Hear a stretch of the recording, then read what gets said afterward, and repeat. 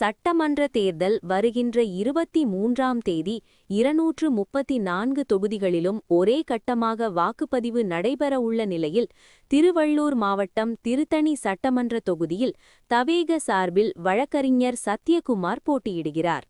சத்யகுமார் திருத்தணியில் உள்ள இளைஞர்கள் கஞ்சா பார்ட்டிகள் மற்றும் எழுத படிக்க தெரியாதவர்கள் என்று கொச்சைப்படுத்தி பேசியதாகவும், நேற்று வேட்பு மனு தாக்கல் செய்யும்போது கட்சி நிர்வாகிகளுக்கு தகவல் தெரிவிக்காமல் தனி ஒருவராக சென்று வேட்பு மனு தாக்கல் செய்வதற்கு எதிர்ப்பு தெரிவித்து அக்கட்சியைச் சேர்ந்த 100க்கும் மேற்பட்டோர் ஆர்ப்பாட்டத்தில் ஈடுபட்டனர்.